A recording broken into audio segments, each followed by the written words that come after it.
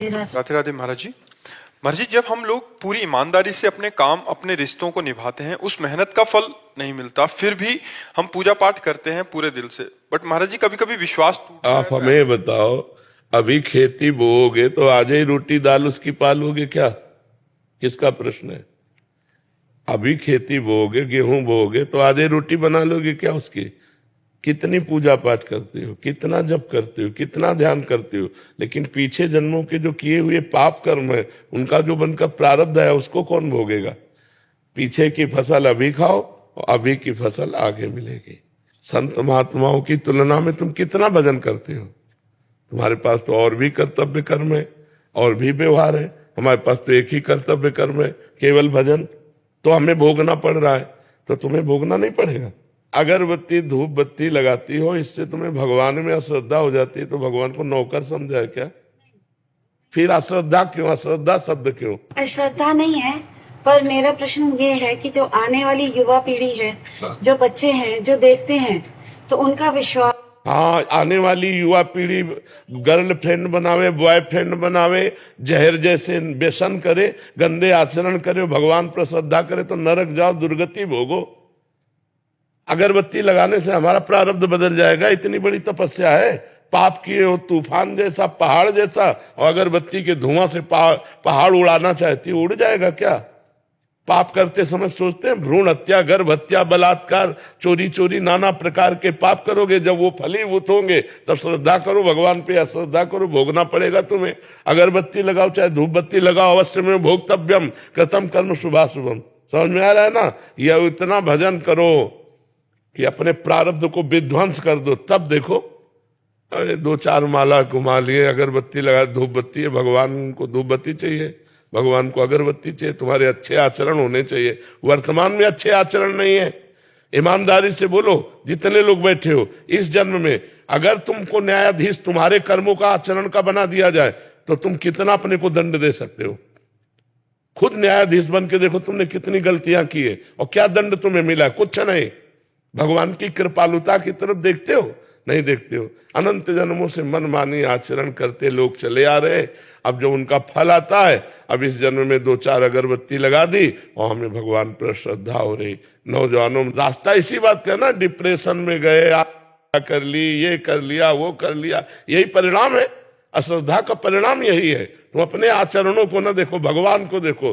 तुम चाहो कि हमें खूब पाप कर्म करें और इसके बाद जो है हमें भगवान आकर गले लगा लें, ऐसा होगा क्या? महाराज जी, ये प्रश्न इन्हीं का नहीं है। ये क्या आजकल क्या हो गया महाराज जी, अनुष्ठान नाम जप और कोई भी साधना नहीं है। बट जैसे मंदिर गए, मेरा पास हो जाओ, हे प्रभु पास हो जाऊं, पास नहीं हुए तो भगवान ने पास नहीं किया। पढ़ाई मत करो, भगवान पास कर दे। मैंने मांगा कि मेरा बच्चा ठीक हो जाए, ठीक नहीं हुआ तो अश्रद्धा हो गई भगवान से। क्या फर्क पड़ता है? आकाश के ऊपर थूको, कोई फर्क पड़ता है क्या? तुम्हारे मुंह पे छिट्टियां पड़ेगी आके, भगवान आकाश के समान महान है, उनको क्या फर्क पड़ता? उन्होंने देखो, उन्होंने आपको खेती दे दी, आपको बीज दे दिया।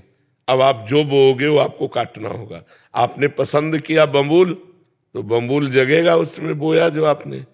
दाक्षुआरा बोओगे तो दाक्षुआरा बोते हो, बम्बूल चाहते हो, दाक्षुआरा ये कैसे मिलेगा? विचार करके देखो। करते हो गंदे आचरण, चाहते हो उत्तम फल। हर कार्य की सफलता उत्तम आचरण से होती है, ध्यान रखना। अगर आपका पूर्व प्रारब्ध बिगड़ा हुआ है, इस समय उत्तम आचरण करने पर भी आपकी हार होगी, क्योंकि वो पूर्व का पाप आपको परास्त करेगा। अगर पूर्व का पुण्य साथ दे रहा है, तो इस समय गंदा आचरण करने पर भी आपकी विजय होगी, क्योंकि गंदा आचरण वर्तमान में दंड नहीं देगा, ये आगे चलकर आपको दंड देगा। अच्छा आचरण आपको वर्तमान में सुख नहीं देगा, ये आगे चलकर सुख देगा। वर्तमान में आपका प्रारब्ध आपको दुख सुख देगा। मनुष्य जन्म दुख सुख भोगते हुए अच्छा कर्म करने के लिए मिला है। हमें यहाँ भगवान से किसी भी तरह की श्रद्धा और अश्रद्धा का विषय नहीं लाना चाहिए। हाँ, श्रद्धा का विषय यह है कि ऐसी परिस्थितियों में भी भगवान हम टूटे नहीं, हम आपके कृपा बल से इन दुख सुख को सहते हुए सही आचरण से चले। जैसे पांडवों का राज्य छिन गया, यहां तक कि पत्नी भी दांव में लग गई, लेकिन वो धर्म से च्युत नहीं हुए। 12 वर्ष का वनवास, 1 वर्ष का अज्ञातवास, लेकिन धर्म से च्युत नहीं हुए। ये भगवान की कृपा। उन्होंने कभी भगवान को नहीं कोसा। हम लोगों की क्या आराधना है, बेमतलब भगवान पर श्रद्धा श्रद्धा की बातें करते रहते हैं। भगवान क्या है, महान है, वो एक महान पावर है। आप अब देखो, बिजली को गाली दो, कनेक्शन सही हो ना, आपके बोर्ड में बिजली आ रही है, आपने 2 तार ऐसे लगाए और वो कनेक्शन सही नहीं हुआ, अब ऑन ऑफ करते रहो, बल्ब सही है, तार भी सही है, प्लग भी सही है, बोर्ड में बिजली है, लेकिन वो ऑन नहीं होगी, जलेगी नहीं। क्यों? कनेक्शन सही नहीं। वो पावर है, परमात्मा पावर है, उससे सही कनेक्शन करो, सही आचरणों के द्वारा, पवित्र भोजन, पवित्र आचरण, पवित्र विचार, पवित्र नाम जप करते हुए, तो देखो आपके अंदर पावर आ जाएगा। बड़े से बड़े दुख को मुस्कुराकर सहोगे और जय बोलोगे, अश्रद्धा नहीं होगी, जय बोलोगे। देखो ठाकुर हरिदास जी चैतन्य महाप्रभु के परिकर में हरे कृष्ण 3 लाख नाम जप करते हैं। यवन बादशाह को काजियों ने भर दिया तो उनको बंदी बना लिया गया और कहा गया कि आप यवन कुल में जन्मे हो, तो उनको सजा दी गई 22 बाजारों में कोड़े मार मार करके उनको मृत्यु दंड।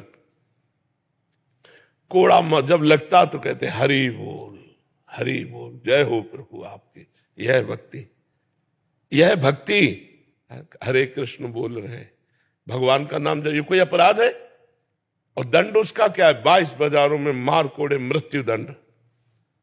लेकिन हरि बोल, जब जल्लाद कहते हरि बोल कहता है तो मुस्कुरा देते, तूने भी हरि बोल कहा ना, तेरा भी कल्याण हो जाएगा। जो वास्तविक भगवान के पावर से जुड़ गए हैं, देखो ये है पावर। प्रहलाद जी को आग में रखा जा रहा है, जय श्री हरि। यहाँ हमारी क्या है, हमारी छोटी सी बात नहीं बनी, हमारे कर्म के अनुसार तो हम भगवान पर श्रद्धा कर ले। ये नौजवानों की आज जो बुद्धि बिगड़ रही ना, ये अश्रद्धा के कारण ही तो बिगड़ रही। अगर वो श्रद्धा करके माता पिता के चरण छूते, श्रद्धा करके अध्यात्म को स्वीकार करते, तो ना तो व्यभिचार में जाते, ना व्यसन में जाते, अपनी पढ़ाई को पढ़ते, अपने कर्तव्य को पूरा करते, अच्छे नंबर लाते।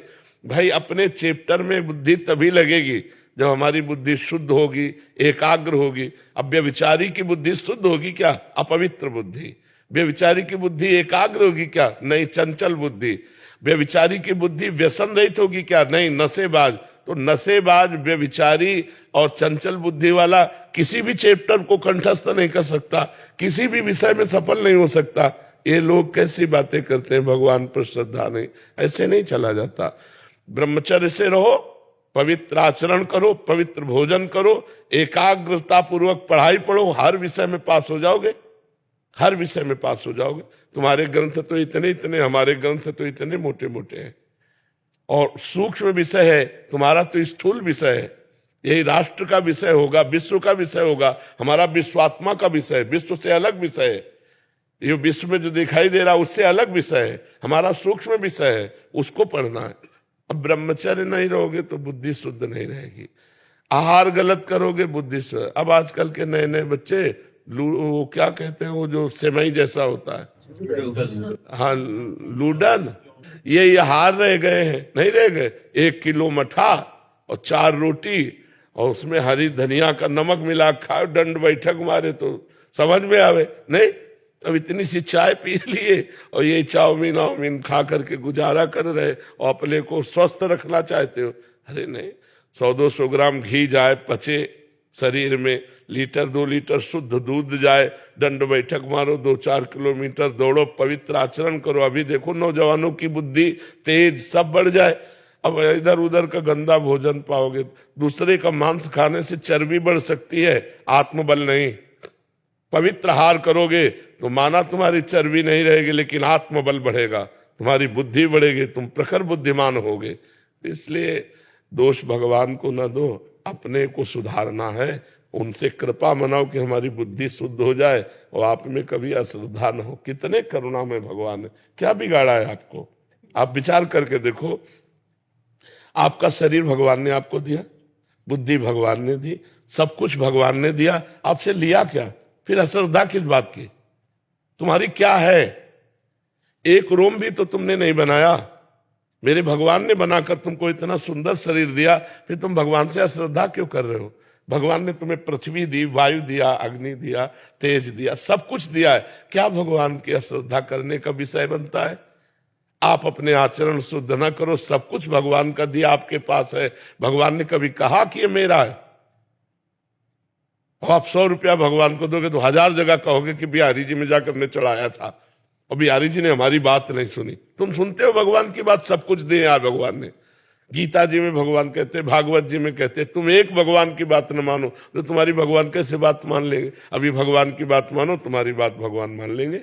बड़े बुरे से बुरे कर्म का भी तुम्हें दंड नहीं मिलेगा। अहम त्वं सर्व पापेभ्यो मोक्षयिष्यामि मा शुचा। तो समझना पड़ेगा, अध्यात्म को समझना पड़ेगा। जैसा बोओगे वैसा काटना पड़ेगा। ऐसे ऐसे लोगों से पाप बन रहे जिसे समझते नहीं पाप है। पहले किया व्यभिचार और जब गर्भ रह गया तो बच्चे को झाड़ियों में फेंक दिया, कूड़े दाने में फेंक दिया। कितनी बच्चे बच्चियां ऐसे मिलते हैं जो कूड़े दानों में मिल रहे। तो मान लो जैसे गृहस्थी में भी है तो भ्रूण हत्या, गर्भपात, ये सब कितने भयानक भयानक पाप है। कोई बिरला ऐसी होगी, खुली बात कह रहा हूं, कोई बिरला ऐसी मां बहन होगी जो गर्भपात न कराए। अब फिर उसका दंड, गर्भस्थ शिशु की हत्या बहुत बड़ा पाप है। और इसको कौन मान रहा है? गृहस्थ कौन मान रहा है? तो फिर दंड जब मिलेगा तब।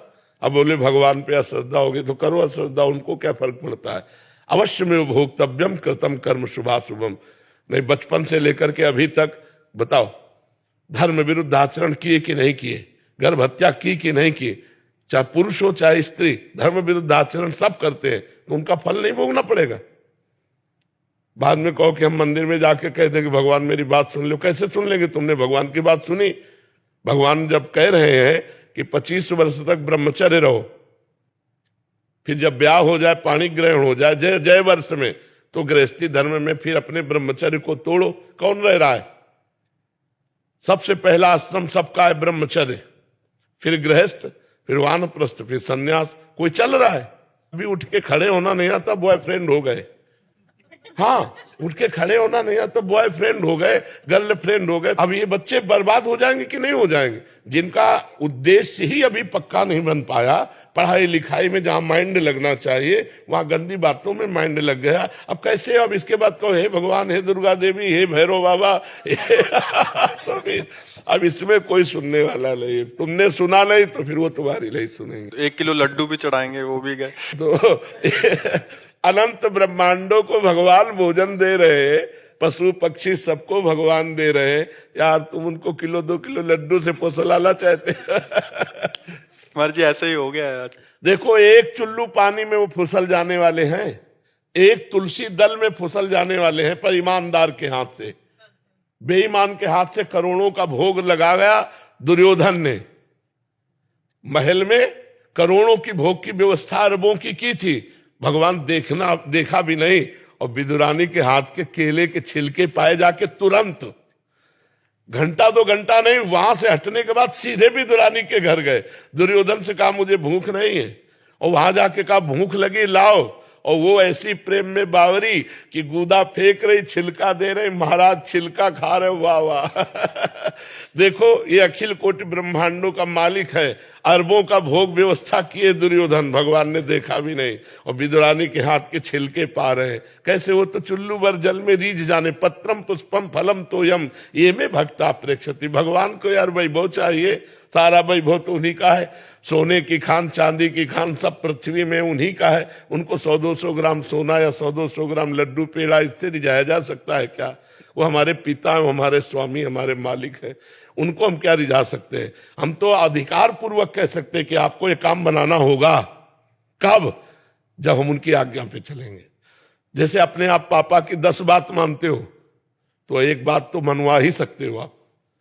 पापा की एक को न मानो, 10 अपनी मनवाना चाहो तो थप्पड़ी आ जाओगे। नहीं तो भगवान की हम बात एक नहीं मान रहे, और भगवान से हम अपनी सब बात मनवाना चाहते हैं। यार इतने कमजोर भगवान नहीं है। फिर नहीं, फिर माया आपको पीट देगी।